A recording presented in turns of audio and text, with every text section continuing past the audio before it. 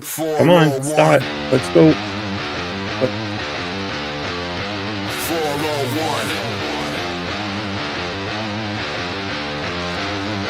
Silver and black, yeah, we never fold.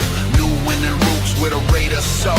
East Coast grind, West Coast pride. Raider nation, worldwide. 401, say it loud. 401, feel that sound from the stands to the screen. This is Raider Talk with 401 Raider Jeff. Win or lose, we ride it out. Raider Nation, hear us shout. Hit that bell, show respect. Silver and black. 401 Raider Jeff. 401. 401.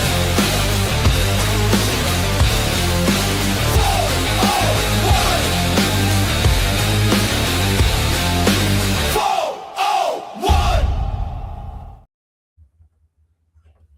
All right, Raider Nation, if you're wondering why Pete Carroll's on the dock in Raiders gear fishing for a big old W, it's because once again, the Raiders were close and the wind just slipped right off the hook. You can almost hear him say it. You got to be quicker than that.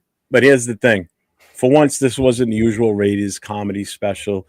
This wasn't a 3-hour stress test. This team actually showed up. The offense looked competent. Defense looked disciplined. And Ashton Jeanty, that man didn't fish for yards. He harpooned them. So, yeah, we lost 23-21, but this one felt different, and we're going to talk about it. So, without further ado, I'm going to bring in my co-host for this evening. I have the one, the only, Big Dog Jason Downs.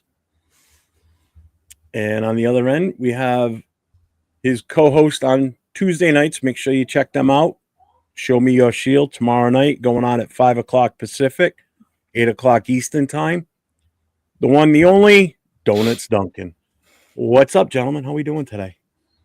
I'm alive. Doing good. I'm barely alive. No sleep with the baby. I remember those days as well, and don't miss them. So we almost pulled it off. That close. Take that pick 6 away from Gino. We win that game.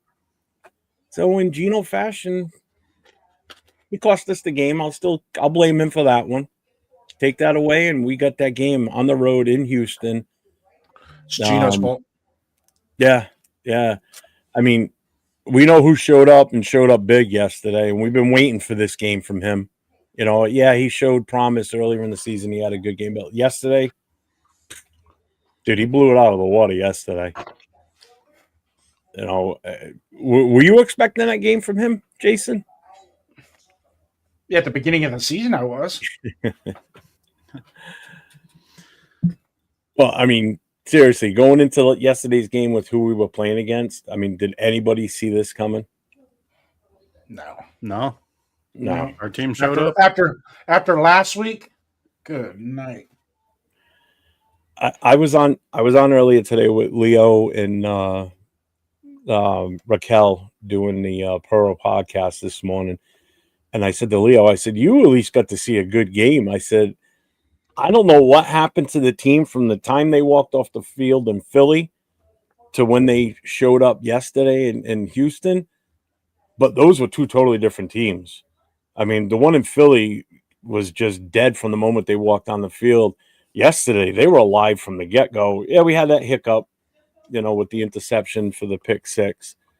And usually it's something like that just kills our mood for the game, and then we can never get out of it. The fact that we pulled back after that, I mean, that says a lot about the players on this team, right? Don't you think? Mm-hmm.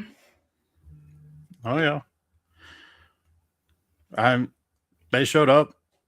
They made a game. I mean, they finally gave us what we've been asking for all season, which was a competitive game. And with how the season's turned out, they got that loss, so we're still in that contention for the first overall pick. Yeah. It comes down to next week's toilet bowl game between us and the Giants. Now, I will say, after our appearance yesterday, They got me nervous. We're going to pull off 2 wins. Are you feeling that, Jason, too? No. Well, Raider. The only one that next week's game is the only one that's got me nervous winning that game. And now obviously the Chiefs are second high tit, so that throws another wrench into that one. And then I'm starting to think the NFL schedule is like pre-programmed this shit to screw us. You know how the NFL does it? They don't want us to have the number 1 pick. They never have. So not only that, we screw it up when we do have the number 1 pick, so it don't matter anyways. But yeah. Jason, you want to do the chat? Yeah, let's roll with the chat, my friend. Jack, I am not going to say the rest of your name because Starfest. It's called a Jack Off Fest. What's up, Jack? You never caught that, huh? Hey, Donuts Duncan's in the house. Thanks for coming in, Donut. Let's see. Robert Pena, my guy. Welcome, Marcus Banks. Marcus Banks, congratulations. Thank you guys on the work you guys did yesterday on the Chiefs for us. Much appreciated, man. That was good stuff. And I myself am a believer in Cam Ward. I believe in Cam Ward. I think what you saw this year is just growing. And by this time next year, he's going to be in the upper echelon. As talented as he is and as hard as he works, yeah, don't second guess that kid. He's going to be good. Chico State 14. You guys fired up for the Niners game? No. Why would I be fired up for a Niners game? Good Lord. Money Chuck. Shout out to you, brother. Good takes as always. Welcome in. Big game now. He's showing his worth. Donuts, congrats on the child. It's a beautiful event, brother. Yes, it is. Yes, thank you. Yeah, being a dad is an awesome thing. Yeah. Daniel Barris, welcome, man. Cheers to you, brother. Welcome in. Happy Monday to you as well. Let's see. We got 14 other people with their eyes on us. If you're there, man, subscribe, chat, get in here. I know there's people in that are watching that could bring us some topics and some content. Right? Let's debate. Let's discuss. Let's have fun. Let's enjoy this moment as Raider fans. I just dropped the link for both your channels on for YouTube. So yeah, in the and chat, you guys get over to both channels. You got Jason First Downs or Jason Downs. Make sure you hit that subscribe, hit the notifications, give them the thumbs up. They're both streaming on their channels. And then get over to Donuts Duncan, do the same thing, hit the thumbs up, hit the subscribe, hit the notification so you don't miss their show on Tuesday nights because it's going to be a good one. Be a bro, share the show. We're going to grow this. We're going to grow this 401 Raider Jeff Productions. It's going to be wild in the next year. And he sits there and snickers. Going back to what you were saying about blaming Geno Smith, what I've been saying for weeks is he's our tank commander. We need him. Cool, oh, yeah. Well, he started off good yesterday. Like, yeah, he's gonna do Geno things. That's fine. He can start off good. He's that tank commander. He's gonna lose us that game. Yeah. I got 10 more seconds of chat acknowledgement. Guerrero, thanks for coming in, man. My campaign manager, as always. Cool Kev. OG's in here. Love you, brother, man. Keep it coming. Let's see. Cool Kev, Guerrero. No, I think we're caught up on the chat, Skipper. Go ahead and take the ship. Ride it. Alrighty. Well, with all that being said, so final score 23-21, Texans over the Raiders. Road game, hostile environment. I don't know. You would have thought it would have been a hostile environment based on Houston's defense being what it is or what it's been all season. I don't know what happened to them yesterday, but they definitely were not 100% there. Granted, they still had some good plays and they did some damage on their defense. My biggest thing was their offense. Our defense pretty much just kind of locked them down. Who, other than obviously Max, is the standout? Who did you guys see as a standout for the defense? Go, Duncan. Honestly, I think Porter had a standout game. I mean, yeah, he had some costly mistakes at the end of the game, but he was playing pretty dang well. No, you disagree? No, I'm mad you stole it from me. Oh, yeah. No, honestly, Porter played really well. I mean, he's a rookie. He's going to make those mistakes, but honestly, that penalty was uncatchable. It shouldn't have been thrown, but he still made it, that mistake, so it puts that flag in the ref's hands, and this year they've been happy to throw it. So, and I believe he held Nico Collins under 50 yards with only 4 catches. I'll tell you in a second. What did he get? And on top Nico, of that, five catches, 9 targets, 59 yards for Nico. That was close. Anyways, that pass interference penalty, I will take that every day and twice on Sunday because the guy, it was just a simple technique. He didn't get his hips turned, and he put himself flat-footed at the peak of the route when he became congruent with him, and he went flat-footed and didn't get his hips turned, and that's why he ended up in front of him doing one of these things. But we can't rewrite the history. I'm going to go with my guy. And you guys may or may not laugh in the chat. I don't really care. Jeff, you may laugh. Duncan, you may laugh. I don't care. But I saw Malcolm Kuntz. I saw Malcolm Kuntz flashing on tape yesterday. He was giving him a dirty pocket. He didn't have a whole lot of reps, but he was creating a dirty pocket. Yeah, I won't disagree on that one. I was waiting for you to say, when you said we're going to laugh, I was waiting for you to say, like, Tyree. I'm like, if you said Tyree, you were going to be removed from the screen. What did Kuntz do? Let's look at his stats. So he's going to have some unfinished stats. He only had 1 tackle. Yeah, but he had to. There was a sack that was created by him. He didn't get credit. Yeah. Right? What do we do for sacks? And Snowden as well. But I'm going to combo. Had a sack. Actually, I think we had no sacks. I thought there was 1 I saw. No, I think they called that a tackle for loss because it was a muff. I think it was a muff snap. I could have sworn there was 1. So from what I understand, the way that they got all kinds of different I's and ifs that built into it. If it's a muff snap and the quarterback has to jump on the ball, then you don't get a sack. But if the ball hits the quarterback in the hands, he drops the ball and then picks it up, then it can be counted as a sack.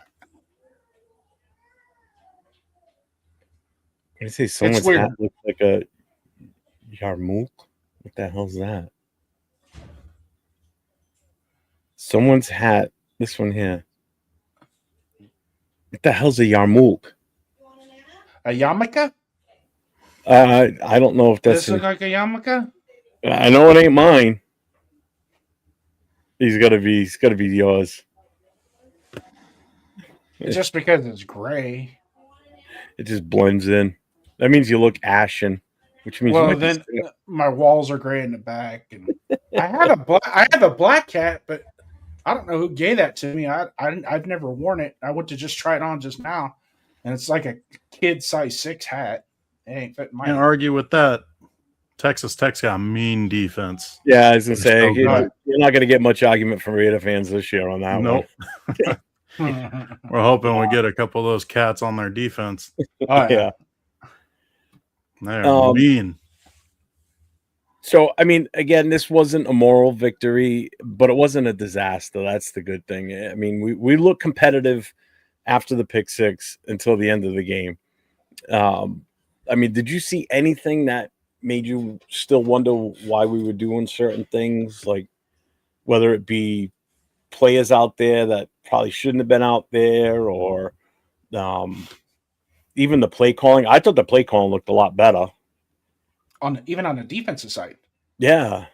We kind of got away from that cover 3 a little bit, played a little bit more man-to-man outside. It looked more like a true Patrick Graham defense. Yeah. Yeah. I mean, again, we're not handing out participation trophies, but I also didn't have the urge to break a TV watching this game. Like if I was home last Sunday and not actually at the game, I would have been livid on what I saw, you know. But this week, you know, there was a better rhythm, tempo. We had sustained drives. We're going to talk offense first here. You know, red zone. We were in the red zone one time, and we were 100%. We scored. You know, the other touchdowns, Jeanty had a long run plus the long reception. So, yeah, we scored, but we weren't in the red zone because obviously, look at the yardage he got. But did it seem to you like the play calling made more sense this game? Go ahead, Dunk. It seemed like they actually had plans in place. Like they actually game planned really well, and I mean, it just flowed better. I mean, it could be coaching, but overall, it looked like the players really showed up, and that probably influenced it a bit too. That they had energy.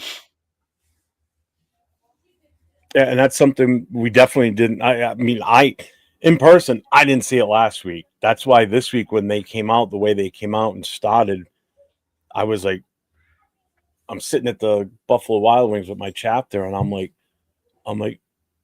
man, where is this coming from? Where was this last week? You know, was it because it was too cold and they just didn't want to be there? But it was just, I couldn't believe what I was seeing. In other words, it blew my mind how different this team was. I mean, did you see anything, Jason, as far as like the play calling making sense, or you know? Okay, so the play calling, especially on offense, it seems like there was a little bit of method to the madness of how they were calling the plays. I mean, we were 27 rushing attempts versus 23 passing attempts.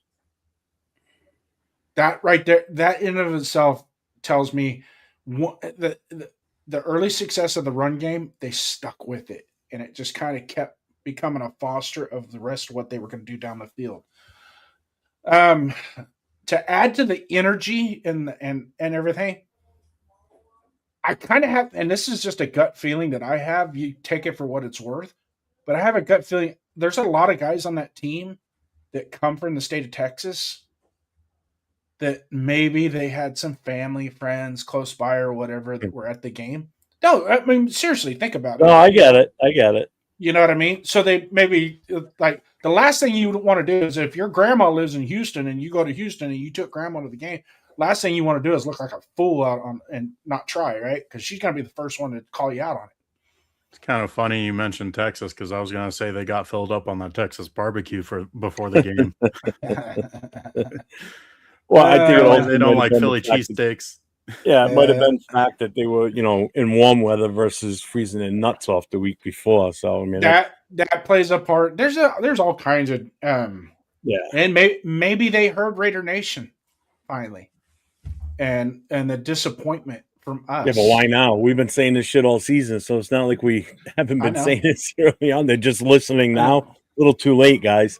So let me ask you guys this. I'm gonna kind of the same topic on.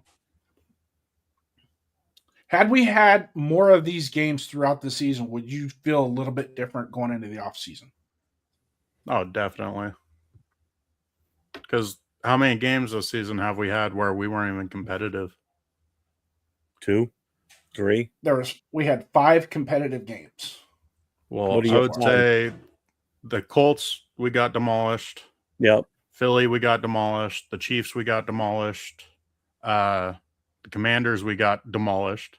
We got 2 garbage time touchdowns in that game. That's the only reason why it looked like we did. Yeah, the 5 games that we were competitive in: the Patriots, the Titans, the Jaguars, the Bears, and then yesterday against the Texans.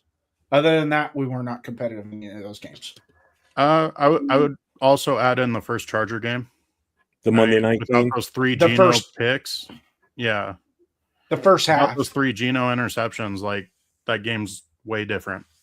The first. Well, here's my take on that. What's the common denominator on all those close, but you know, it's Geno and his interceptions. You take majority of you take half of his interceptions away this season, and we're talking a totally different record. Yeah. starting with yesterday's game, as most recent as that, you take away that interception, we win it. Because the defense was definitely holding them. There's no two ways about that. We'll get into the defense too, but I mean, that just goes to show how much that quarterback matters, even with an offensive line that we have right now. Like, you put somebody back there that plays smart and throws the ball away instead of trying to force some dumb pass or actually reads the field quick enough. Like, we're competitive all season.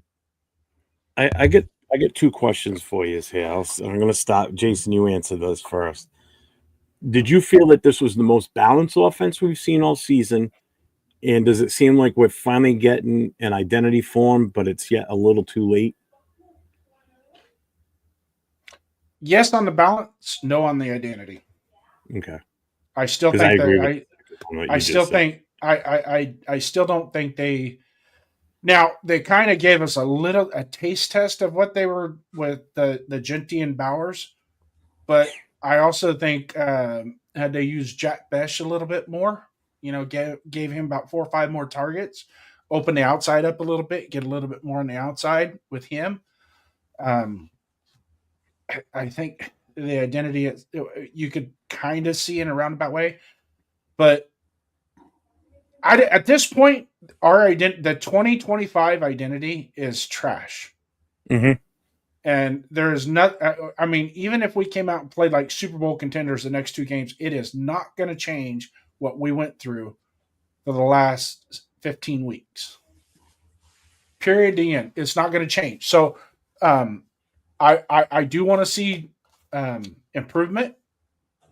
I do want to see a lot of these guys, the 23 people that have got expiring contracts, see which one of those guys want to be here next year, and then go from there.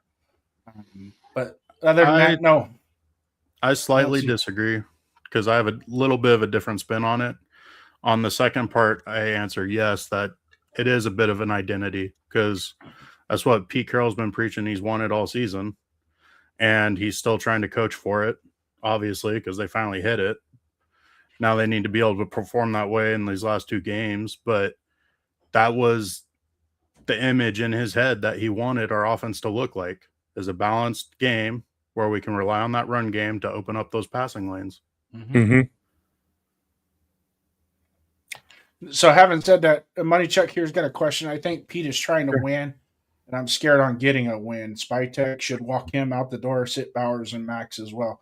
I'm not for that. I think we ride this all the way out, and then when we're done in January, we put a bow on this year and throw the sucker in the garbage and start over.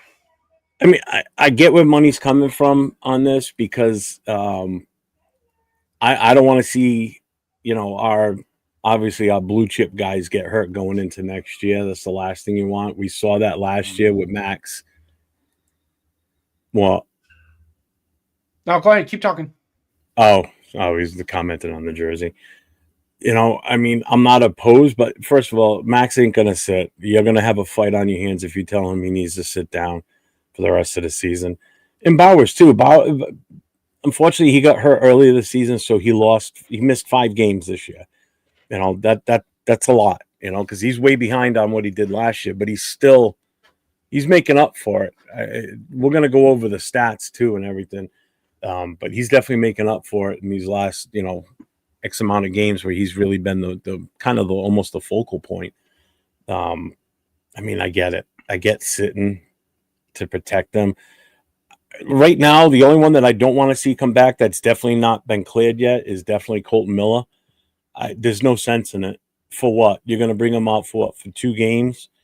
Let the guys play that are healthy and been out there.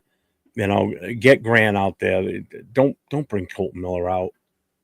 He means more to us next year than he does for these last 2 meaningless games. Add JPJ to that too. Well, he's on the IR. I don't think JPJ's got a chance of coming back this year. So, but if he does and they contemplate it, then they're fools. Mm-hmm. Why? Yeah. I don't know if you feel different, Duncan. Or did we put Colton Miller in the 21-day window because he is on the injury report? We did I 2 don't weeks know. ago or a week ago, something like that. Yeah. So He's there's been- probably intent to bring him back. At what Which is capacity, who stupid. knows? Which is so dumb. If Yeah. we were in the playoffs, if we were or on the cusp of making the playoffs and we needed these 2 wins, absolutely. Right now, what are we winning? We're not winning anything. We're not going to the playoffs. Why are you going to chance it? He got injured. Don't take a chance of him re-injuring that right now, and then he misses time next year. We don't need that shit. But it doesn't hurt to only- bring him back so he can practice with us. No, well, he's been practicing. That's Yeah. fine. I don't have a problem with that, but I don't want him. I'd just make him a healthy scratch for the game. Yeah. The only thing I'll say is that Pete's coaching like he's gonna be here for his whole contract, which he has to. So he wants to play the guys that he's gonna have and get the team bonding and familiarity with each other, and keep rebuilding the locker room that doesn't know how to win. So I mean, I completely agree. He shouldn't bring back Miller because he needs to stay healthy, but it's just on Pete's side of it. That's how he sees it. It very seldomly does late season success carry over to the next year, especially what type of season we've had. If we've had a competitive season, let's say we had 6 or 7 wins, and then we rattle off 2 or 3 at the end, and we finish with, let's say we have 5 wins and we rattle off, and we've been competitive most of the games, right? And then we knock out the last 2. That right there is kind of that 1990. If you guys remember 1999, that's kind of what happened then that set us up for 2000 to start to make that run. Well, because you would have something to build on, And again, it would have been a positive end versus what we went through last year. So last year, 4 wins. If we pulled off 6+ wins this season, I don't think Raider Nation would be as pissed off right now, because your expectations shouldn't have been high. You shouldn't have been. I mean, a lot of people would think, "Oh, we're going to the playoffs this year with Pete Carroll here." A lot of it thought, well, because we got Jeanty, but you failed to realize that we didn't do shit to fix the O-line. And then the coaching on the O-line has just been atrocious. It's not necessarily the talent, because you're talking, it was mostly the same 5 guys from last year that were slated to be the starters this year, and they still couldn't even get it done. It's got to be the coaching. How do you regress that bad? It's coaching. Mm-hmm. It just boggles my mind how we see it, but yet they're not. I don't know what they're seeing. I really don't. I don't get what they're seeing. Doesn't make sense. Oh, I think some of that's in the locker room too, because I mean, like, look at Pratt. We brought him in and then get rid of him right away, and he's balling out in Indianapolis. Like, something weird's going on. It's like I think the players are there and they want to buy in, but they can't because the results have been so terrible. Yeah. Do you think maybe they're trying to reach individual accolades and not so much the team putting it together as a team? I'm sorry. Individual accolades? No. I got the San Fran Colts game on right now. Old man Rivers, 44 years old, just threw a 20-yard touchdown pass to Alec Pierce. Against the Niners. Someone we should go after. It took him right down the field, got at the 20, and then bang, threw one in. Although it was a free play, though. Doesn't matter. The defense was still coming at him. It's just bad coverage on the. Go after Alec Pierce in secondary. free agency. Unbelievable. Yeah, he wouldn't be a bad pickup. Yeah. Who? Alec Pierce. He's a sneaky good receiver. Yeah, he's a high 2. He's not quite a number 1 receiver, but he give you enough production. I can't. I'm just. This Better than blows my mind how this guy hasn't played in 4-5 years, comes out of retirement, gets the start tonight on Monday Night Football, and he's out here throwing a touchdown on the first drive of the opening drive of the game. And he looks like me in uniform. His face was all puffy and everything. It's like, God, why? How does the teams get lucky like this and we bring in youth and we can't even get lucky? It's like, what the fuck? We used to, though. I got a theory. It's because he's from that really great era of quarterbacks that got it developed also doesn't well hurt and the fact played that, well and could think. yeah, it also doesn't hurt the fact that the system they're running is the exact same system he ran when he was with the Chargers. Because some of the coaches that are there were the same ones that are here with Indy now too. So Yeah. that's why they made the move to bring him in. So, oh, you're ahead of me, man. I was just gonna say that we're gonna talk about the dude who actually stole the show, and that's Ashton Jeanty. I'm ahead. I'm trying to be a good producer here. So for Jeanty, he had 24 attempts, 128 yards, 1 TD, and then he had 1 reception for 60 yards, and it was for a touchdown. So he had the timer's on. I hate these stupid timers. I'll take care. Go ahead. Keep going. He had a hell of a game. There's no two ways about it. I mean, he was hitting the holes. He was making the right cuts. He took the blinders off is what it seemed like. You guys see me? Do you feel different about that? It seemed like he was finally finding the holes and making the moves. Well, I think the O-line played better too. There was actually holes there. I don't know how the hell Kappa became a decent center when he couldn't even play guard, but I got to give him props. Like, even though the O-line hasn't been the greatest, Kappa has been the best center we've had all year, which isn't saying much, but like he looks decent. Mm-hmm. And Rodgers, he's coming into his own. Mm-hmm. I'm liking this kid. I'm. Where was this guy earlier this season? What? Why wasn't he getting time earlier? He was terrible in preseason. He couldn't block anybody in preseason. They are literally running right past him. Like, he's the one guy where I truly think he got developed really well, not playing. And I mean, part of it's on him because he did a great job getting himself ready. But that's the one area where I'll give props to coaching because he needed it because he was terrible in preseason. I'm going to give him props, not just the coaching, but I'm going to give him props because he took the extra time to work on the deficiencies that he had to get to where he's at. He put a lot of extra. That kid's been working his ass off before, during, and after practice to get, better. And when you have a rookie, especially a 3rd-round pick like that, that's, going to have some question marks, and him to do that, it says a lot about his character and what he wants to be. Yeah, definitely. Plus, also, I love his attitude because that game that Meredith got hurt where Rodgers thought he was going to suit up and go into guard, like he got pissed that he did not go in. He was so mad that they shuffled around Putnam and Kappa instead of letting him go in. And I'd be pissed too.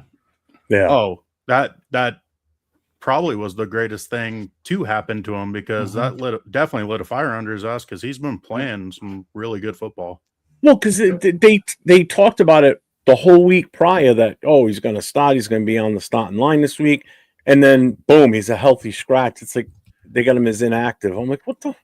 They've been pushing this whole week. They've been saying it in press conferences. He's going to get time to play. He's going to get a chance to shine and play this weekend.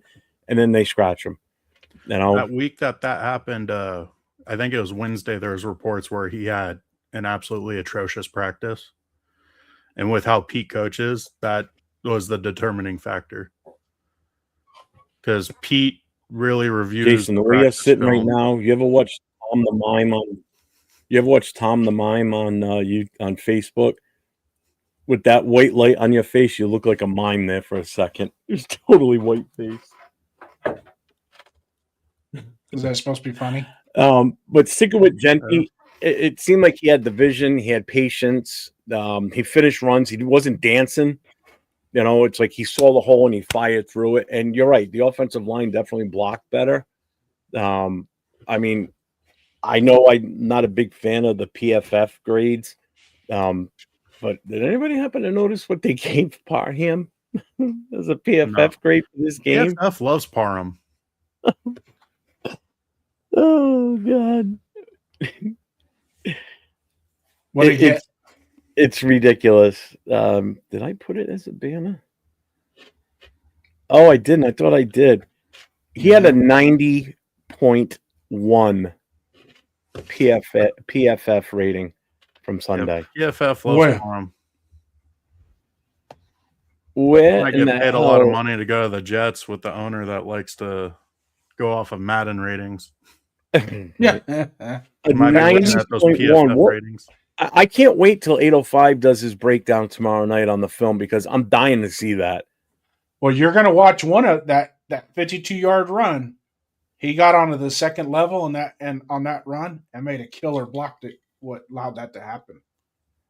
So is that what gave him the 90.1? Well, I mean, come on. But hey, since we were talking about Caleb Rogers and we want to talk the PFF grades, Caleb Rogers had a 90.1 pass blocking grade with 0 pressures and 27 attempts.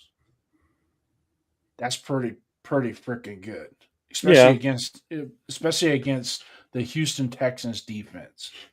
I am shocked at how well I thought for sure these guys were going to feast on our offensive line based on how they've been playing all season. And yeah, they sacked us twice, but technically it was 3. Yeah. But it's like, where did this offensive line come from all of a sudden where they were protecting Geno? He was having time to throw. This was one of his better passing games this season. He threw for was it over 300 or was he just under? Oh, no, it was 200. It was 300 total yards we did. So it's like, where was this line been all season for the most part? It actually made Jeanty look like a featured running back, like we'd expecting from him, between the passing game and the running game. Granted, there was only one pass, but it mattered big time. He juked and jived his way out of there and bang, 60 yards gone. Yeah. But the 22 carries for 70 yards was the biggest difference. And that's just it. We got him the ball. He got the chance to carry the rock and really make something of it. Yep. I mean, this is what we've been waiting for. We didn't abandon the run fat early, which was perfect because it just opened up the offense. This is the offense we've been hoping to see consistently every week, but we haven't been. I think last week, he had 10 touches in last week's game running it. That's compared to this week. I mean, come on. So to be fair, last week's game we only had 75 yards or something like that. Yeah, total. Yeah. Well, I'm going to bring this up. This just goes to show you how much Jeanty's done this season. So right now he is at 828 yards. So with that being said, he needs to average 86 yards a game for the last 2 games to hit that 1,000-yard mark. So he's right there. If he hits that 1,000-yard mark, I'll be happy with it. Will he get that against these 2 teams? I don't know. I hope he does. I mean, the Giants' defenses, they're not slouches, and neither is the Chiefs. But it all depends on how many plays the Chiefs put out there. Do they go the route of sitting guys because they got nothing to play for? They're already on their 3rd-string quarterback, possibly. So do they start sitting guys? Does Jeanty get that record? Not the record, but does he hit 1,000? What do you guys think? You think he makes it? I definitely think it's possible. Mm-hmm. I mean, as long as the O-line plays somewhat similar to this last game, I definitely think it's possible. If you look at his stats for the one number that kind of shocked me a little bit, that I didn't realize he had as many as he has, the 50 catches. I didn't realize he had 50 receptions until I looked at it today. I thought it was a lot less than that. But he's got 65. Where is it? 66 targets. He's got 50 receptions, 326 yards. He's got 5 touchdowns. So he's got 10 touchdowns on the season, 5 rushing and 5 receiving. So he's quietly having a decent year, to be honest with you. You know, if you look at this in a fantasy standpoint, he's actually definitely a number 2 or possibly a number 3 running back right now. That he's going to have his good games and he's going to have his bad games. You know, this week, anybody that sat him and was in their playoffs, they're probably kicking themselves because that could have won it for them. You know, that's a definite because he had a hell of a game. Those are some serious points he just put up yesterday, fantasy wise. You know, so Well, money Chuck's right. I mean, yeah, give Jeanty the carries. He's Yeah, one of those guys that needs the mini carries because he's going to be able to break 2 or 3 of them that can change the game. yeah. I mean, this is definitely the guy that we were hoping we were getting when we drafted at number 6. At least that's the guy I was hoping for. What we saw yesterday. You know, Yeah. you saw that he had the vision. The line was finally on point and opening holes for him. So it's nice to see that with the proper line blocking the way they're supposed to for the future, we see what we're going to get from this kid. You know, does this mean this is what we're going to see every game next year? No, I don't think so. But I think if the old line gets fixed, we're going to see a lot more games like that where he's got 100 plus and, you know, some serious yardage in the receiving side too. So this gives me hope for him next year, provided the offensive line gets fixed.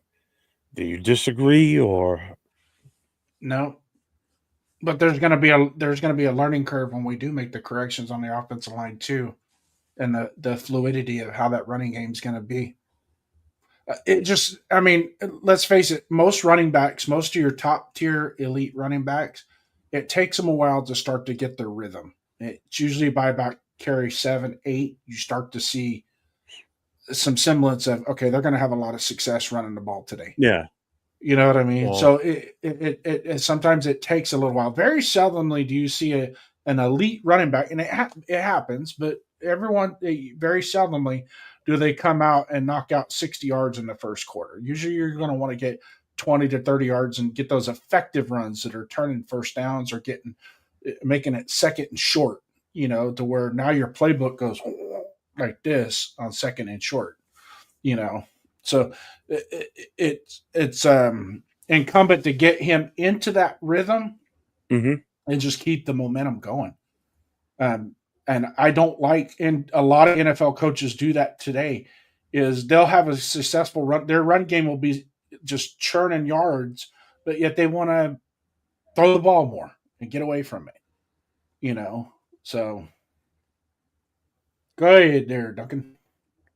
I mean, I agree, but to add on to the whole taking 6 to 8 weeks to really start getting their rhythm, it's on the O-line also because Yeah. these guys aren't allowed to hit in the preseason and off-season. Like, that's a big part of O-line being able to be successful is getting that contact and getting their bodies in shape for that. I might have misspoke. I wasn't necessarily referring to 6 or 8 games. I was referring to an individual game in and of itself. First quarter, second quarter, third, fourth quarter. I got what you meant. We gotta start in the first quarter and get him into that rhythm and let it cook. Even if you misspoke, I still agree with what you said when you misspoke it because, like, look how successful defenses were. Like the first 3 weeks, like offenses were getting torched because it's a lot easier to get physical on defense than it is offense, especially at that O-line position because those guys are so big that they really need to get worn in and ready for that contact, and having so little reps and practice in the preseason and off season really hurts them. We called it getting lathered up. We want to get lathered up at the beginning of the game as offensive linemen before we start doing before we start, because pass blocking is, I'll just quite honestly, after a while it just gets boring. Run blocking is where, you know, you're lining those 2 bolts on your face mask up on somebody's chest plate and getting after them. Yeah. Somebody asked me a couple of weeks ago about that. Would you rather pass block or run block? personally, I'd rather run block. It's more fun, and I feel as though I have more control over how the game goes too. Yeah. Besides pass blocking, you're already going back on your heels, figuratively. You're taking a defensive stance. Whereas when you're run blocking, you're firing off that ball, and it's beef versus beef, man. You're just smashing into somebody, and with the hope that you're moving him enough so you're running back and squeeze by you, whether on your left or your right side. Some of my favorite games when I still played semi-pro was in one of the games that I still remember to this day. I run it back at over 200 yards, and he kept running up the left side between me and my left guard, and same thing off the right side between the right guard and myself. And he was scrambling, man. He was having like 30, 40-yard runs. When you're standing as the offensive line and you block and you make that hole and you watch him just blow right by you out of the corner of your eye, and then you see him take off, and then, the players disperse from where you are. You're not going to chase him, so you'll never catch him.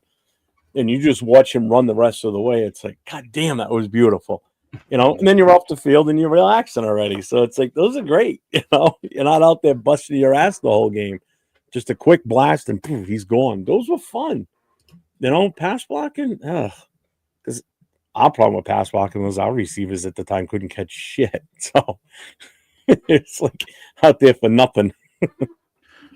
Well, I agree with. I get it being better as an lineman going for run blocking, but that's if you're coached up well. Because if you happen to be in a zone run scheme with bad coaching, you're basically pass blocking on a run play, and that's what it looks like every time we get a zone run system. Is like our guys look like they're on ice skates.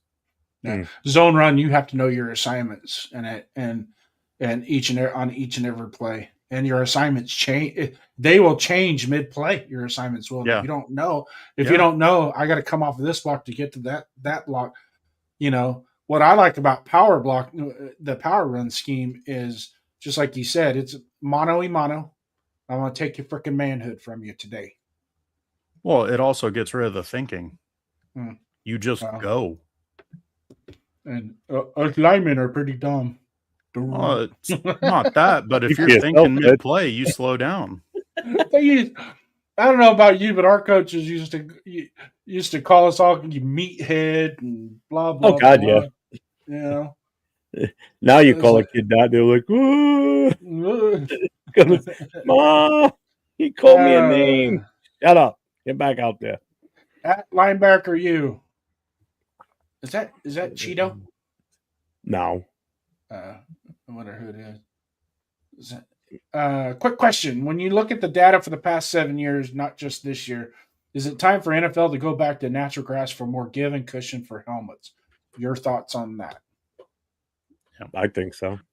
Well, it's not just – it adds to the give is there's a lot more knee injuries and ACLs and MCL injuries like non-contact on turf.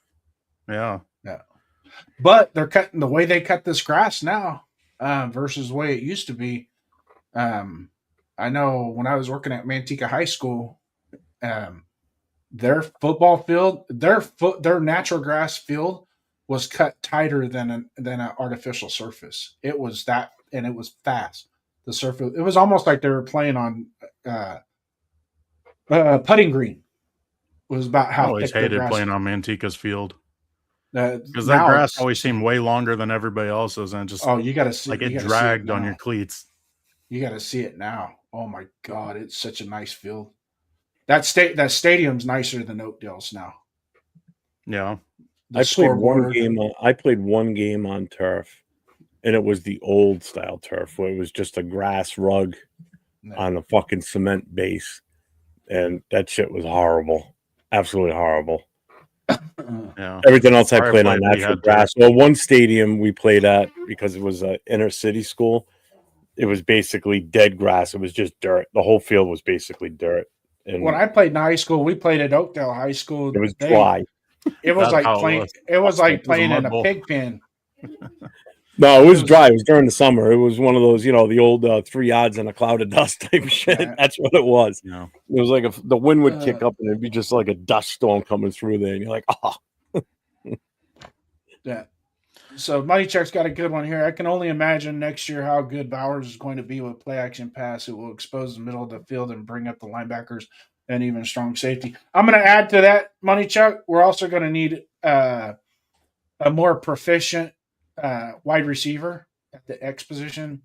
I definitely think that will take some of that cloud, that over under double coverage off of him as well, because it's just like any other sport. If you got 2 studs, it's hard to guard. It's harder to guard 2 studs than it is 1.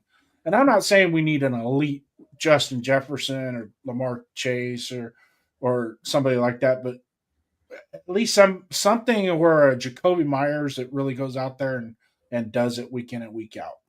They can. Well, there was a couple plays yesterday where they screwed up the coverage on Bowers, and he was wide open across the middle. Yeah. Because the announcers even said that. How do you let a guy like him be wide open across the middle? Because he's just going to do damage. Throw to him. Yeah, and that's the other problem. We don't throw to him enough when he's like that, and I don't know what the hell Gino's looking at sometimes, because you see him wide open, going right across the middle. It's like, and he's staring down Tucker on the right side or Tyler Lockett. Most of the season, Gino just locks onto the one target. Yeah, and it does not help his receivers at all. Yeah, there's still, and that was one of the things when we built our stadium in Vegas that we wanted natural grass because it just it makes they did what Arizona did. It's safer, it's safer. Yeah, they did the exact same. It's on a big tray, it just slides in and out. You know what? In linebacker, I actually miss the image of the field in Oakland with the dirt on the field. The image as a fan. Yeah, it was just you knew you were, you know what I mean? When you looked, somebody says, "Oh, what field is that?" You knew, just look at it quick, just to that's Oakland. Because there was no other stadium in the league that was like that, And it always seemed like Janikowski was the best at kicking off that dirt too. I don't know what it was with him, but one guy it didn't help. One guy it didn't help was Darren McFadden, and I think we lost a lot of good production out of him because of that. Yeah, that fucked his toe up for sure.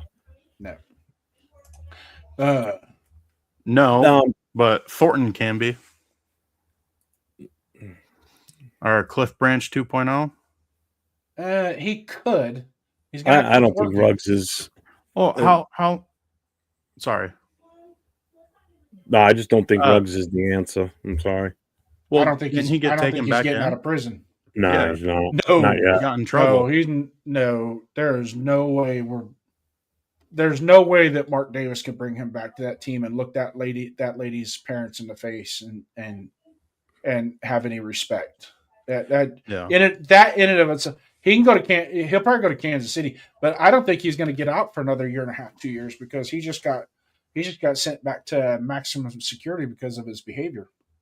Here's my feeling on Ruggs. Okay, if he were to get out and we were to bring him back here to the Raiders, you see protests all over the country. If you don't think there's going to be people that are going to protest the front of that stadium, like the MAD organizations, Mothers Against Drunk Driving, shit like that. That's not the publicity we need. Nope. Especially in a city like Vegas, that's the last thing we need. The team's not good as it is. The last thing we need is negative publicity like that. And next thing you know, you're all over the news. It's just too much. If he went to another team, probably wouldn't be that big of a deal, But if he comes back to the team in the city where all that happened, that's a tough sell to the fans. I think a lot of fans wouldn't even want to entertain that thought. It sucks. It really does. The whole situation, and it was all preventable. That's the worst part. NFL and the teams arrange cars and drivers for these players. All they got to do is make a simple phone call. And you go get the car the next day. So that was all avoidable, and it's sad. It really is. And in hindsight too, the kid really wasn't that bad of a kid. his character rating coming out of college was really, really good. Just one bad mistake. Just one bad mistake, man. He just thought he can handle it, and sorry you couldn't, But just to put that to rest, Duncan, go ahead if you want to put your input on it. Well, I was brought up the comment because I wanted to focus more on the Cliff Branch 2.0 part because I really think Thornton could be. I mean, he's had a rough season. He's a rookie, but the guy really doesn't have that many football snaps, both in college and in pros. So he's got the talent and the tools and the size. Like, he's got all the necessary tools. Uh-huh. He just got to put it together and learn how to play receiver at the NFL level. Yeah. And Cliff Branch, his 2 first seasons were pretty rough himself. Oh, God, it was bad. Especially his rookie season. His rookie season, I think, was worse than Thornton's. Yeah. Yeah. So, completely different eras, though. I mean, because in the Cliff Branch era, his speed was so much more dominant over the cornerbacks. Now your cornerbacks are running about the same speed as what the receivers are. So there's not a whole lot of breakaway if it's mano-a-mano. Because Cliff could just run a 9 route and just blow by you. And most cornerbacks back then, they were like 4'6", 4'7", 40 guys. And this guy would just truck them right on by him. Wasn't even fair. Thornton's issue also is he does have the speed, but he doesn't have the agility. So he's going to have to make a lot of contested catches because corners know how to stick to fast receivers nowadays. Yeah. You know what he needs? He needs to learn how to use his body. You know what he needs? He needs his man body. He's still got his little kid. He's got his little kid body. Yeah, muscle mass. He might lose a tenth of a second on his 40. That's okay. But he needs to get those hands. Need to get stronger. His hand-eye coordination. He needs to go play. He needs to go with somebody that can throw a tennis ball real hard and play catch with just a tennis ball. With your bare. I just think he needs more time. Yeah, I'm not going to quit on the kid. It's too. I'm not giving up on him yet, Yeah. but I think they're making the right move by not putting him out there right now. Well, I think they handled him horribly because they did all that building up and hyping him up all off season and preseason. And then all of a sudden, Geno Smith starts throwing him under the bus when Geno Smith stares him down on a route and while the guy's covered and still throws the ball and then still tries to blame Thornton. Yeah. But in the Broncos game, he had that fly route that he had beat the guy by 2. He had 2 steps and it went right through his hands. So that's receiver 101. Catch the ball. That's the only thing. He's the ball. Yeah. But it doesn't seem like he's being built up. Like he's not getting coached up. Like, well, from what I see, I think they're just beating him up and he's getting in his head and then he's getting worse and he's not being brought back up. Yeah. Yeah, but there's always 2 things with the rookie too that you got to take into consideration is it can be detrimental to the rest of their career. One is too much success early on and too much failure early on and not correcting the failures. Those 2 things that they don't, because a lot of guys will come out, they can come out and just have a really great rookie season. And then when the season's over, they hang their hat on that and they go, I'll just do the same thing next year when I come back.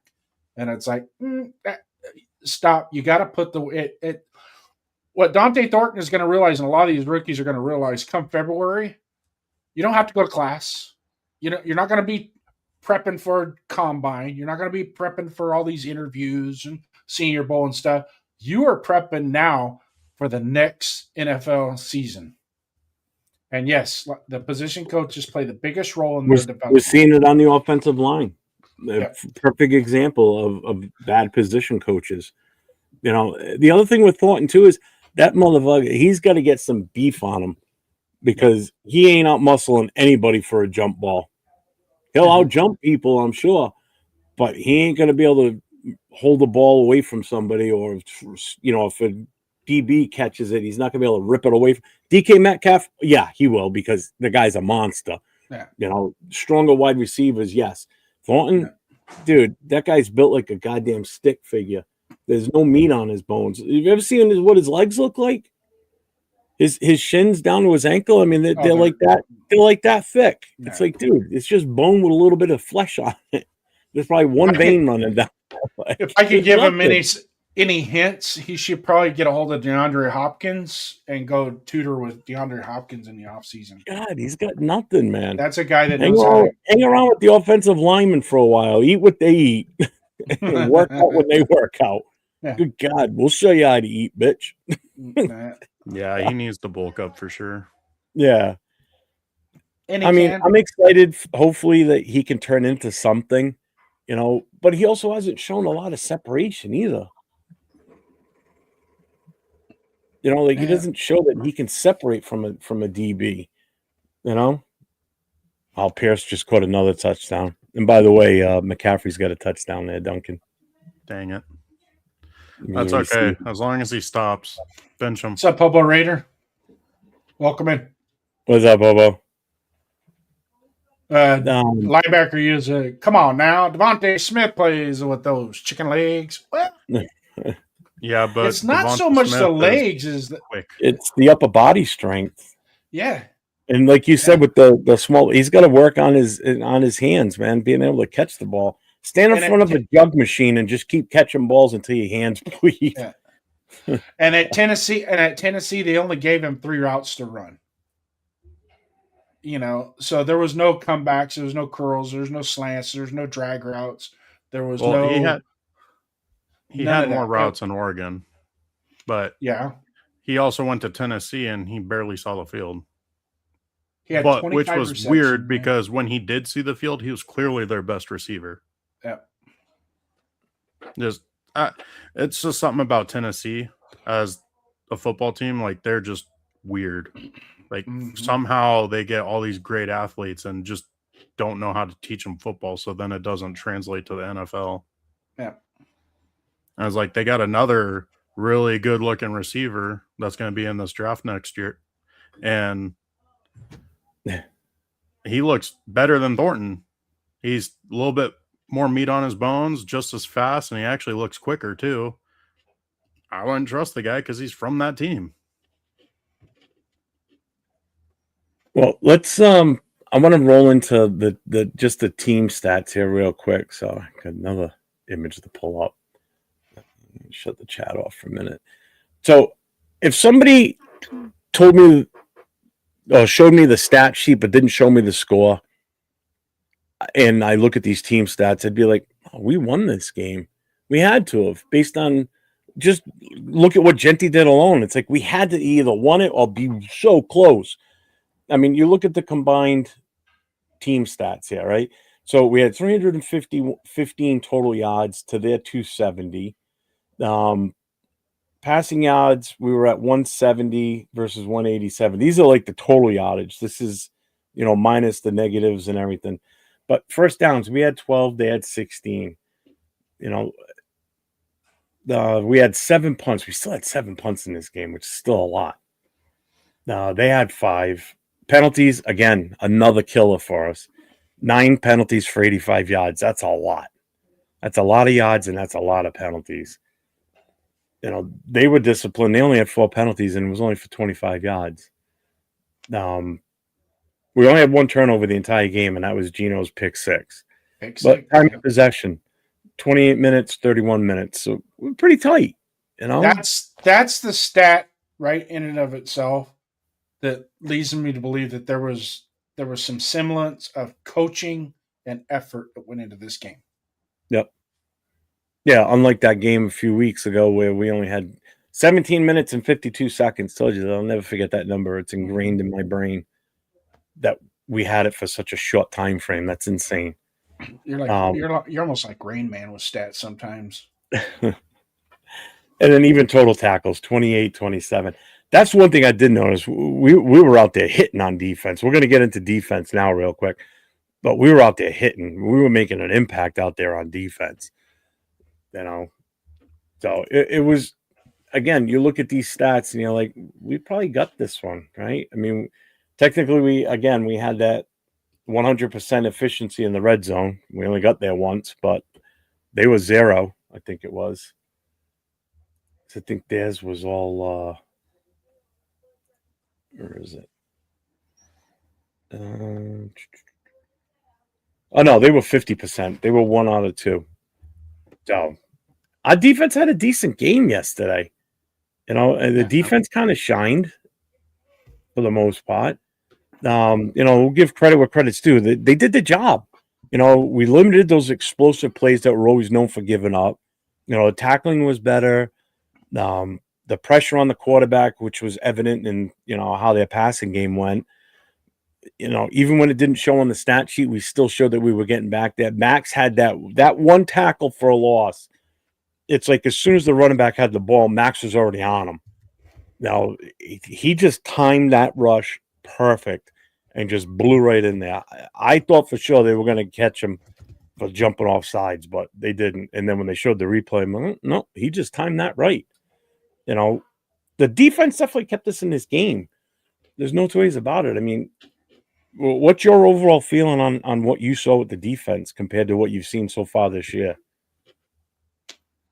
Duncan? Oh, they definitely had a more complete game, and they played the whole game, because we've had games like this before where defense through 3 quarters looks pretty solid, and then they just fourth quarter fall off. Difference for the defense was they weren't on the field the whole game. So they were able to play aggressive throughout it, and that was the biggest factor for them.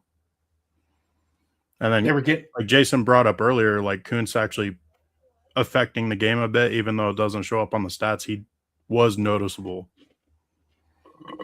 So having constant pressure in that backfield, that's going to take some pressure off those DBs. He was disruptive.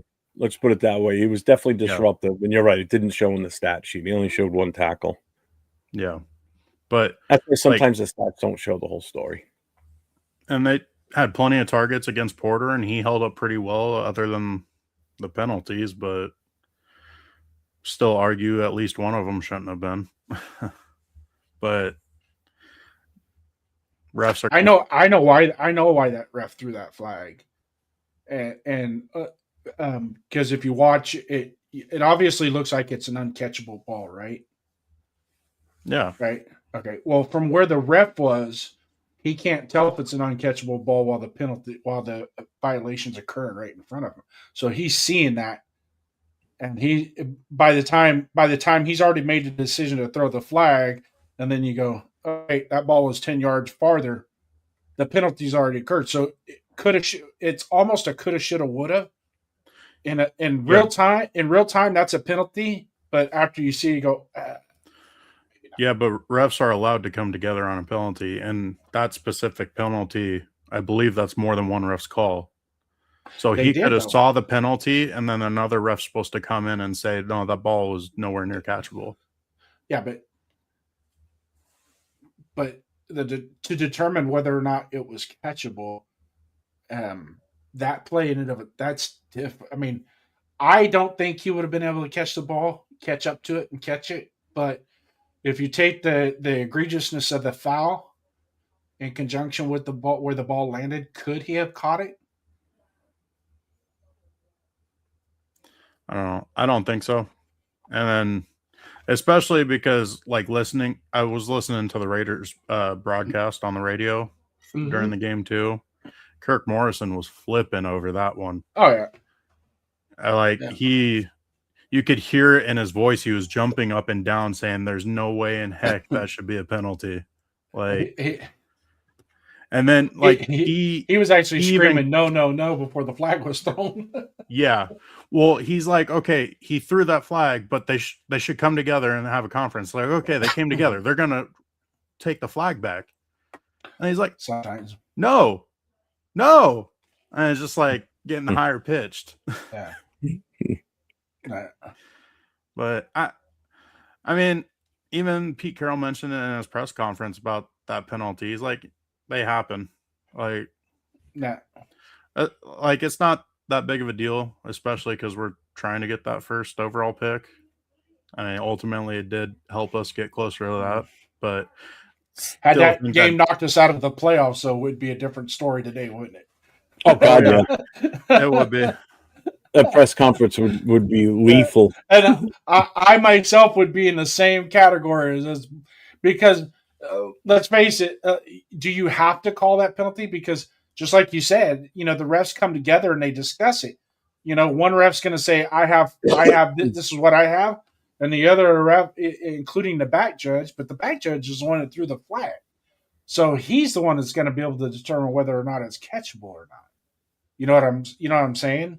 So Yeah, I could see why he threw the flag, but after he threw the flag, he should have been able to go, that wasn't catchable, there's no foul, and recall the foul.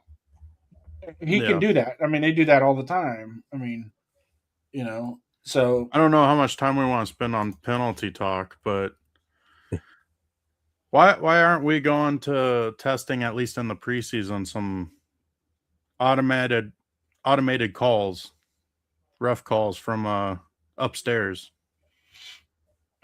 where they review the plays and throw the flag on them, or pick up flags? I don't want that. Well, they do pick up flags, and I think that has a lot to do with the communication from the booth. They do pick up flags. Only often. certain fouls is New York allowed to have them recall the foul. Only certain ones. So if you throw a face mask and there's no face mask, New York can have them recall that foul. That's one of them. Another one is the intentional grounding. And third, I believe questionable roughing the passer they can do now too. I believe there's three fouls. And I'm just going off of memory. There's 3 fouls that New York can correct if it's called. Now they can't call a face mask, but they can have you recall it to pull it away. If that makes sense. And I don't want New York calling the fouls because really, in all honesty, it takes away the human element. But at the same time, if you're going to have video assist on plays like that, then use it to its best ability, right? So, and the way that they can communicate that, I mean, the video assist that they got now, the way it works, it is phenomenal how fast they can go. Nope, that was an incomplete pass. Before there's even a challenge to it. So I don't want it to be what I do want, and I think this should happen, and it should happen next year, is every instant replay automatically we get to see what they're see and hear what they're talking about when they're reviewing the play. Just like they did in on TV. XFL. XFL does it. Where you There's actually a college conference that does it too. Yep. And you hear the ref at the stadium. Okay, that's what I'm asking you. Okay. Both talking to each other, and you can hear the ref go, okay, go back to that frame there shows this. Okay, do we have control? Do we have established possession? Do we have this? Do we have that? So you don't have this. Well, I think, but you know what? We'll just leave the call on the field stand as is. Wink, wink, nod, nod. Because my buddy at FanDuel says we need to leave that call as is. He just texted me, said don't change it.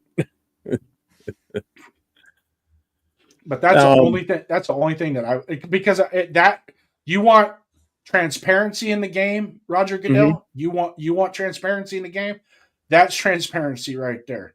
To make it to where the fans, it doesn't have to be in the stands, but on television and a television broadcast, we can see and hear what they're discussing about an instant replay review. Because I sure would like to go. I sure would like to take that back to 2000, 2001, and just listen to what Walt Coleman was saying on the headset. Fucker. The tuck rule, Jeff. Well, oh, yeah. I wasn't paying attention to what you just said. Yeah. Whatever. That's usually the response I get from you. Whatever. The game still hurts so much, man. I mean, did you see any missed opportunities out there? Obviously, other than Gino's pick 6, where we still could have won that game. Because it felt like down the stretch, we did everything right to try and win it.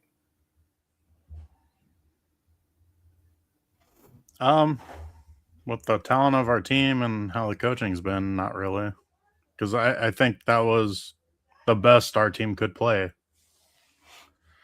It's got to be eliminate the mistakes, clean up the game, and that's how we are able to win. But like you said, other than the interception, not really. And Porter play a little bit cleaner so he doesn't get that penalty. I mean, that the one thing that. lot. Sorry about that. No, you're good. The one thing that I saw at the end of the game, the last 5 minutes, was a lack of urgency to try and position yourself to at least win the game. Because I really think that once they got inside 4 minutes, it was like, and then our clock management was pretty bad at that point. I mean, I can see why the timeouts were called at the plus side of the 3-minute mark, but yeah. But at the same time, I don't think our defense. I don't think we set our defense up to be successful in the last 3 minutes to get us the ball back, to give us a chance to go down and score to try and win the game. Ooh, another touchdown for the 49ers. This is a back and forth game right now. 10 minutes left in the now. San Fran just scored. It's still 9 minutes to go in the second quarter. What's up, Coach? So you pretty much said it right there too. You know, as far as the defense and everything. But let me ask you this: Do you think this is a blueprint that we can take forward in these last 2 games to have some sort of cohesiveness, or do you think we're going to possibly be back to where we were and this was just a fluke game? Even though we didn't win, we still looked promising. We're going to say that. Yeah. Well, that's one of the things that I'm not going to get too excited about yesterday, is because until you do it consecutively, game after game after game, then it's not really something that, because let's face it, how did we feel after the Patriots game? On cloud 9. Yeah. And it just reality slapped us. Even though we saw some negatives and some inconsistencies, unfortunately Brock got hurt, so that hurt us going forward for a few games. I mean, you had some content creators coming on and using the words of, we've got our quarterback, or we got our future guy, we're good, Gino's awesome, we're going to have a great year. And then that aged like milk, a week later, and he's shit, Damn, one of those. Yeah, Coach. Santa Claus got a plate of cookies. I 100% agree with that. Donuts, coffee with that. Doing it now is a little bit too late in the season. But at the same time, if you want to take that game as an example and compartmentalize it to say, is that what we're looking for? That sense of urgency at the end of the game also has to be there.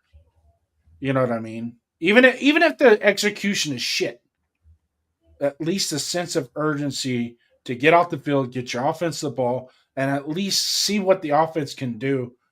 Now, granted, I'm like the rest of you guys. I'm glad they didn't, because I think at this point, winning is only going to hurt us more than losing. So, yeah.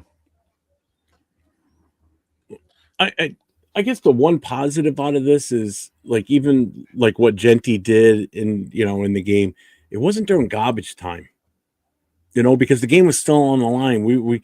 His touchdown put us into the position of being only down by a couple of points with us still, we were still in it at that point. We still had a legit shot to win.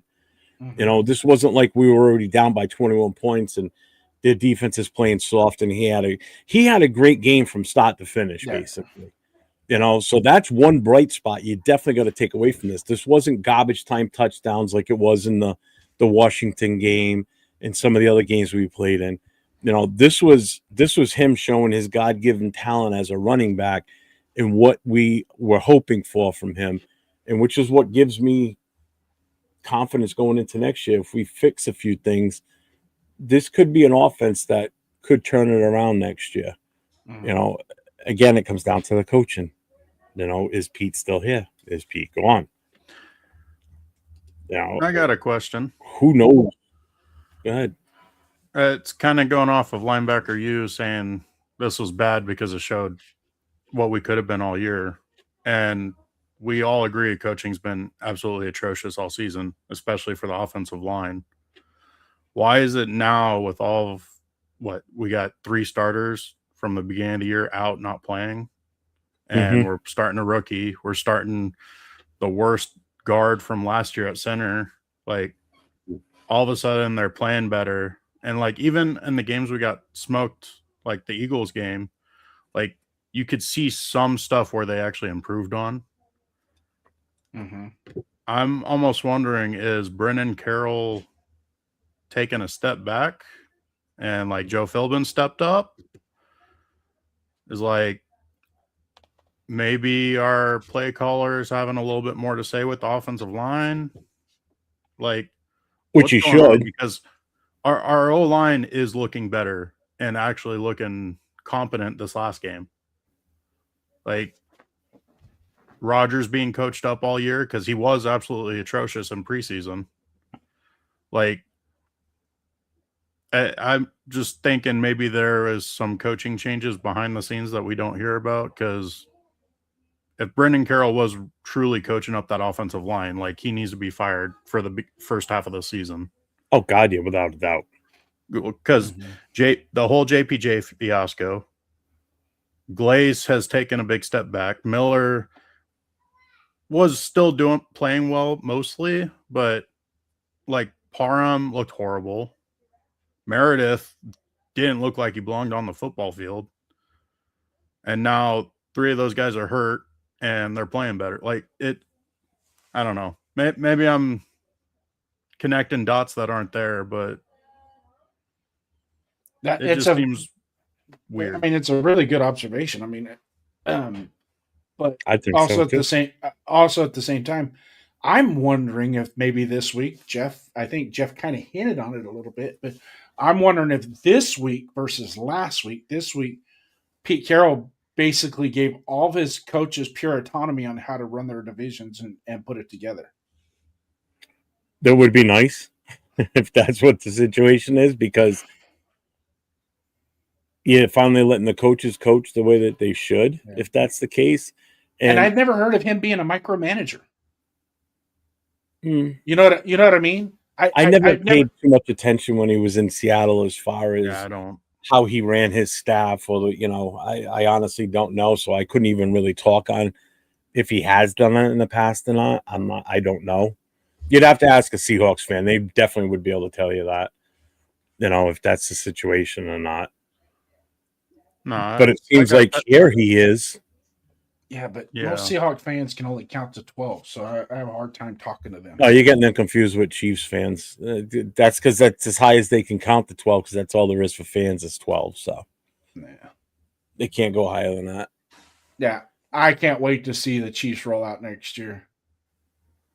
I really can't. And I'm going to be in your chat on Friday night, just so you know, because I'm gonna throw some stuff out there for you while you're. What, this Friday night's? Friday night's a regular Friday. It's the last Friday night mic drop night. Man. So, I just to kind of tie this all up together here with this talk of this game. I think there's a couple of things we need to really highlight on this, and it's going to be with Ashton Jeanty again. I think this game did him well. I think this gave him some confidence that he can sustain a full game doing what he did. Because let's face it, not only did he have the long run and the long reception, Money Chuck mentioned it earlier in the show, in the chat. He had some hell of a few runs where he was laying the wood running through the middle of the offense, trying to get some extra yardage. You know, where he wasn't afraid to hit or be hit. He was just going for it, trying to do what he could for the team to carry the team on his back.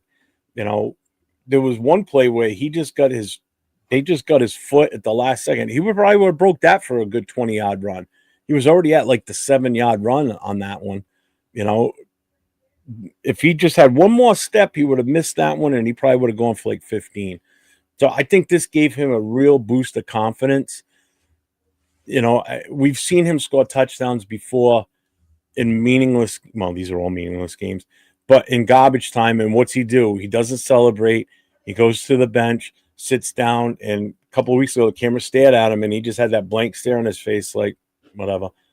He was out there having fun yesterday. You could see it. You know, he did a celebration dance at the end of one of the touchdowns. He was celebrating with the team, you know, because they were in that game. In that moment, they were in the game. They had a chance to win this. So it does wonders for your team when you play that well.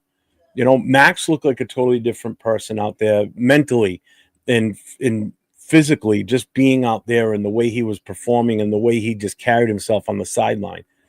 You know, it's funny because during the game, he's sitting on the bench after they just come off the field, and our offense is out there. And Gino, I forget what the play was, but it was a stupid play. And then he's sitting on the bench, and the camera's right on Max, and he goes, because he's watching it on the Jumbotron, watching the offense just, you know, screw up what they just got them, you know, and he's like, oh, what the hell? It's like same old shit, basically.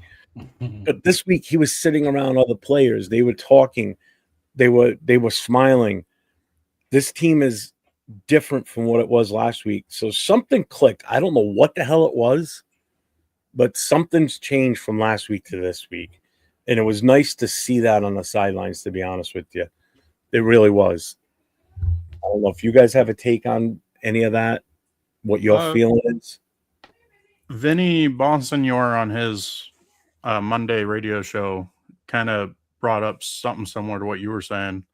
And he was saying that they played a lot like they were in the offseason, like where they were flying around, having fun, like had energy.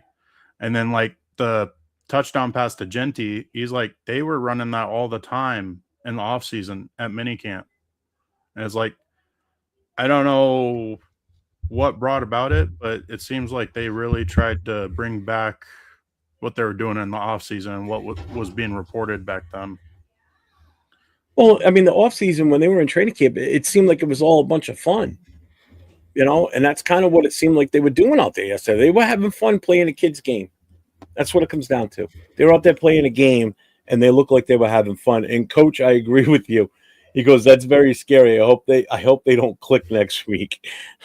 Well, that's the downside. If anybody Giants need to click better. Number one pick.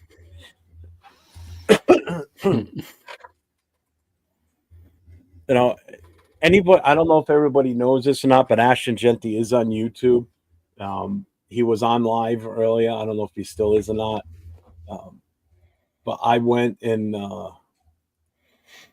I saved his link. So I'm going to post his link. So if you guys don't follow him yet, go and follow him. Because when he was on tonight, and I've seen him many times on lives, and it's usually just playing video games. He was actually sitting there talking to the fans in the chat, like acknowledging them as they were saying stuff in the chat. And that's a different take than what I've seen from him before. So I don't know, again, if he's still on that high from yesterday and how good of a game he had, even in a loss. That's still going to feel good. But he looked like a different kid today. And, yeah, I'm calling him a kid. I mean, he's 22 years old. So, yeah, he's a kid. It was just a different guy, different kid versus what I've seen him before, and it was awesome. But if you haven't followed him yet, go follow his YouTube. I just posted the link there. I mean, he's a super nice kid just from what I see on the YouTube, you know. So, yeah. All right, let's get in. I'm going to work through the chat just a little bit here, kind of give some acknowledgments. Linebacker, thank you so much. Great takes tonight, my friend. Yeah. Great takes. Coach Sippin' Jamba Juice, thanks for coming in, brother. We appreciate you. You always got great takes as well. You keep the show going, keep it moving. If you got friends out there, don't be a hoe. Share it. Share the show. That's all that we ask, man. Pig's Pig, welcome in, brother. It seems like I think I know what he's talking about here. I think for the most part, throughout the season, players were playing for themselves. Because if you take the context of 23 expiring contracts on that team, right? 1-year contracts or expiring contracts, what are they mostly going to be doing? They're going to be playing for that next contract, right? So are they playing for the contract or are they playing to get wins? Kind of makes sense if you add it together. You know what I mean? So that's going to set us up for failure. Now, I don't see Spy Tech doing a bunch of those 1-year contracts this next year. I can see some 2 and 3 ones coming up. Ashton Jeanty just give us a super chat here. Call me a kid to my face, fool. Thanks, Ashton Jeanty. I appreciate you. Thanks for the $2 super chat. When you're younger than my kids, I'm going to call you a kid. Yeah. That's just the way it is. More than double your age, you're a kid. Brandon Sipple 9497, one of our regulars in here. Thanks for coming in, brother. Jeff, I think you're giving us a little too much credit. Part of our success yesterday was Houston feeling like they could sleepwalk through the Raiders, and we responded. I'll buy some of that. Yeah, but you still got to give them credit for that. I mean, even if they were sleepwalking, we still came in and we laid the smack on them to start, where they finally woke up maybe a little bit, but we still hit them and hit them hard. You know, I mean, we were in that game from start to finish. You know, so and the best part is, like I said earlier, Gino throws a pick 6 on the first series. So right away, everybody in Raider Nation's like, "Ah, shit, here we go. This game's over. We never could get ourselves out of that hole in past games. We got out of that hole.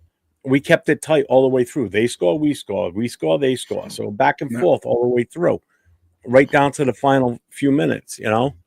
So we didn't lose on the first play, which thank God, you know, the first series. In past games, that would have been the end of it right there. The team would have just folded. Ah, shit. Interception for a pick 6. We're done. Yeah. You know? Yeah. 401 Raider Jeff, thanks for coming in tonight, man. We really appreciate it. Thanks for the super chats. If you want to hook up with him, there's the link right there. Raiders first downs. There's a never mind. I'm giving out Ashton Jeanty's YouTube channel. Cool. Yeah, you dummy. I already told you I posted it. Well, I'm reading the chat. I'm reading the chat. I was given a job to read the chat.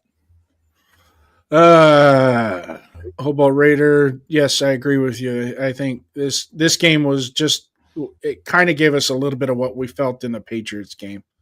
A little bit.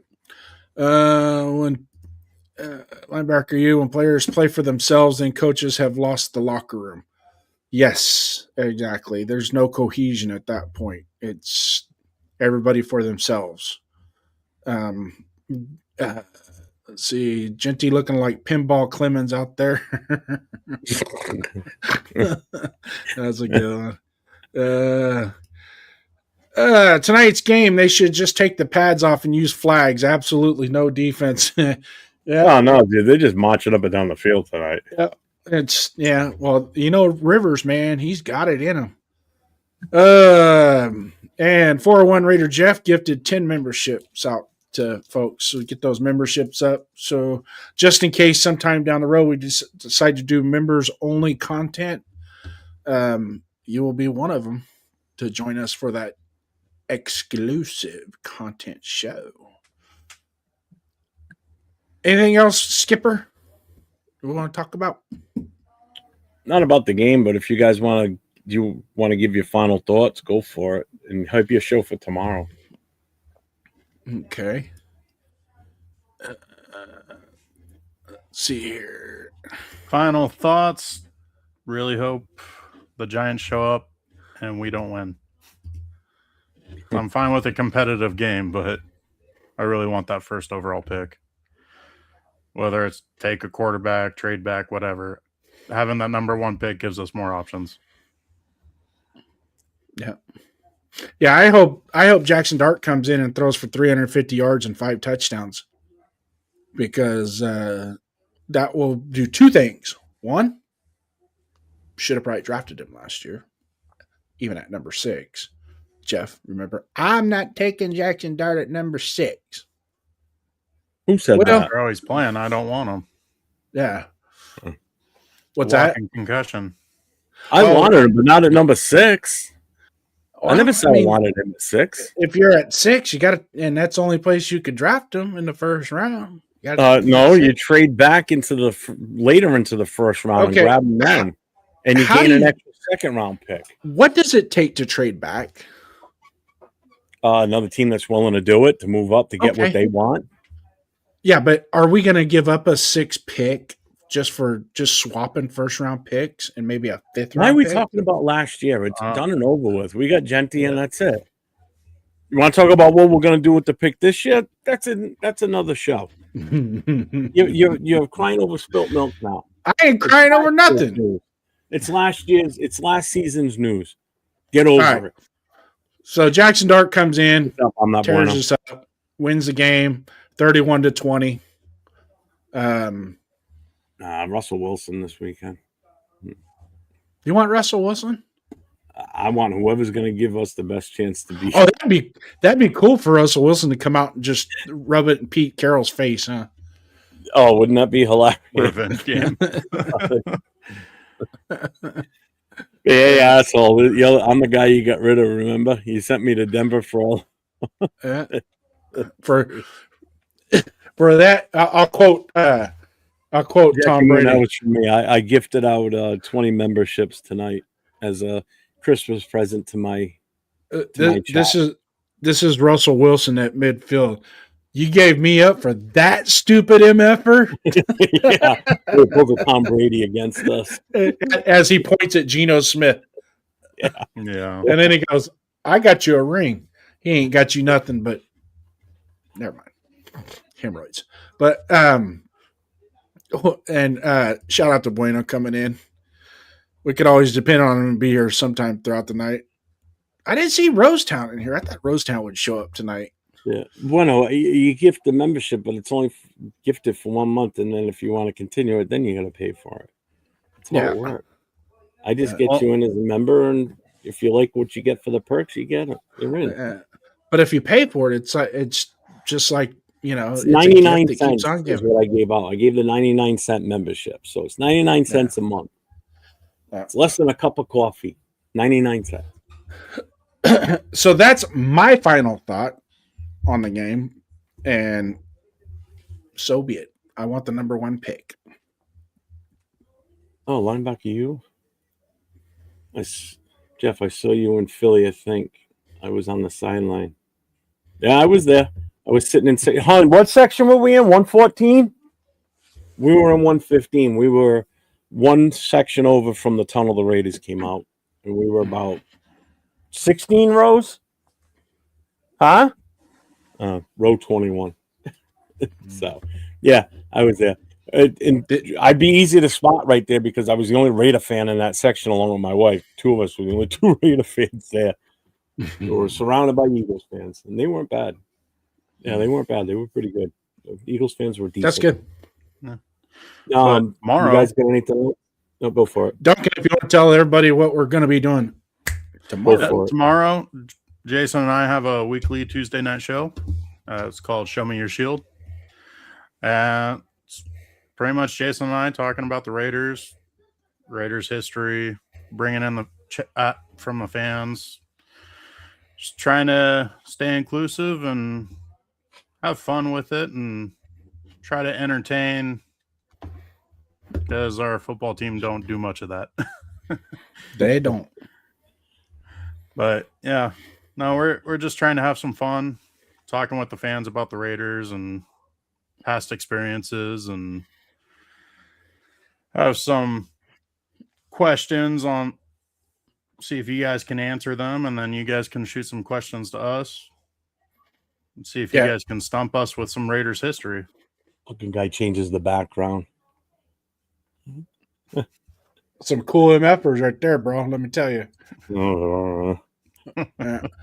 Yeah. So, anyways, as part of our program on Tuesday nights, Raider Nation Behind the Shield, me and Duncan, what we're trying to do is incorporate at the end of the show. We're kind of launching a little bit early where we're going to wait till after the season was over, because the biggest thing we want to do is get into fandom. So we want to bring in fans on the show and interview them, do a lot of Q&A and stuff. So kind of test everybody's, because we're at a point now as Raider fans we are all we have.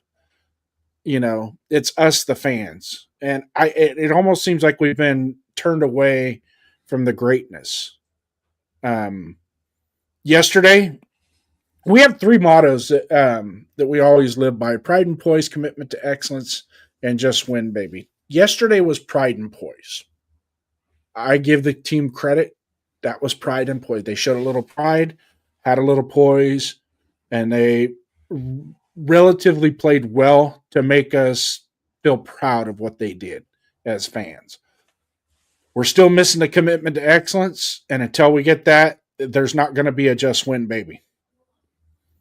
So until we get, we need a lot of pride and poise, build up that commitment to excellence so we could just win, baby. So, Green-Eyed Lizard King, do you think Rivers playing well woke up Gino? Like, he's 44 and he could do it. Middle season, 5 years away. What am I doing?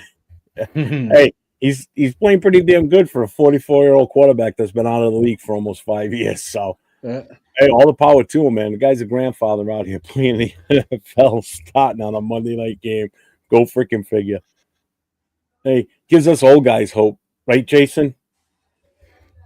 I have hope for you. No, thanks. Well, you said give you old guys hope. I have hope for you. All right, whatever. Linebacker, you. Why were you on the sidelines? You were on the field? Let's see. So tomorrow, you guys good with what you had to promote? I'm sorry, I don't want to step over. No, you're good. It's your show. Good. Okay. So tomorrow night I will be on 10 o'clock Eastern time, 7 o'clock Pacific. It's the most notorious podcast. It's myself. It's Leo. It's Raider Will from the Denver, Western Colorado chapter. And it's James from the military TBH chapter. We'll be talking TBH events, recapping this past weekend's game. Leo and Will were both at the game on Sunday. They spent the weekend in Houston. Will's already on his way home, and I think Leo is probably almost home right now, back in LA. So 4 of us will be on tomorrow night. Christmas Eve, there is no Raider Connection Wednesday night. You may see me on Wednesday night on the cage match, getting my belt for winning the championship from Savages League. Friday night, they're gonna let you come on their show. Yeah, I've hosted this guest hosted this show before. Savage was out, just me in Asylum. Christmas Day or Christmas night, there is no Raiders Coast to Coast, and Friday will be the last Friday night mic drop show with Chris for Raiders and myself.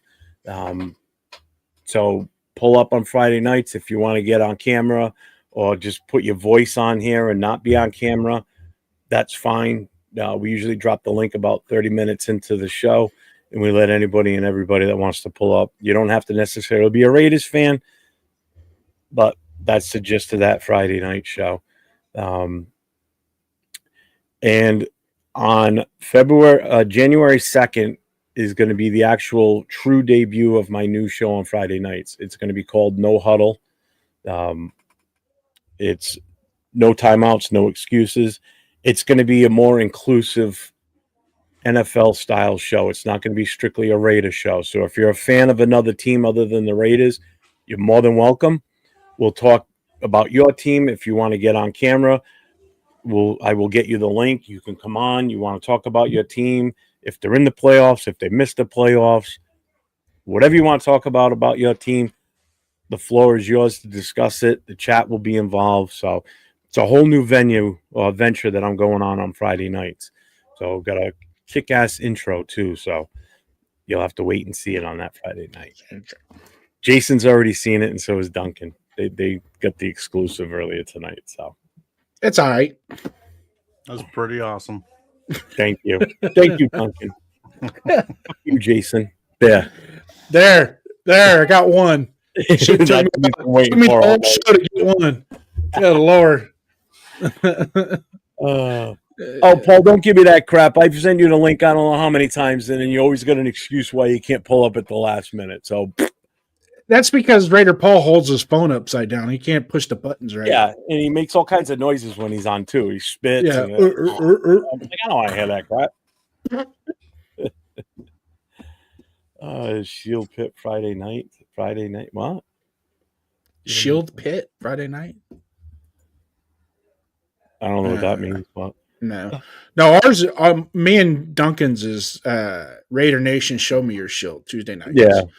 And then once we wrap up the season, kind of getting our feet wet, getting our show motivated, then we're going to push into fandom, and then we're going to do a lot of college preview, going into the draft, and that's when the debates are going to start happening.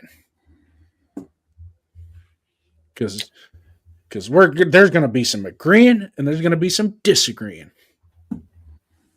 Oh, I mean, just agree. Already disagrees. You're always right.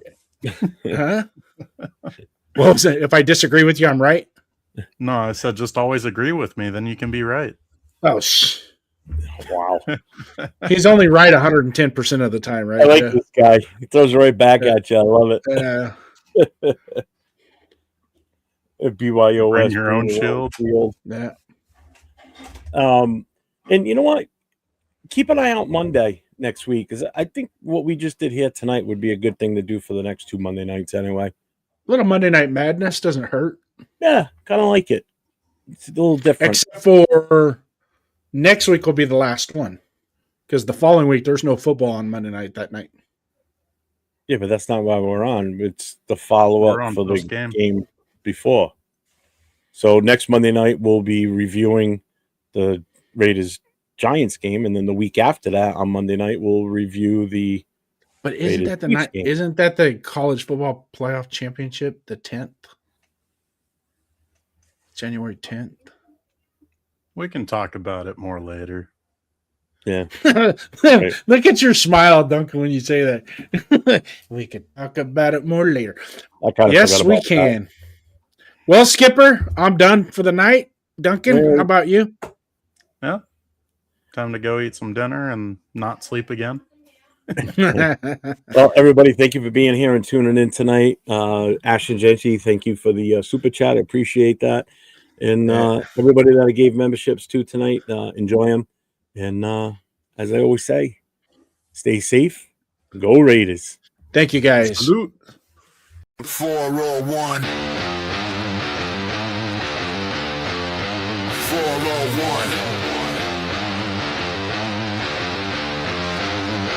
Silver and black, yeah, we never fold. New winning roots with a Raider soul. East Coast grind, West Coast pride. Raider Nation, worldwide. 401, say it loud.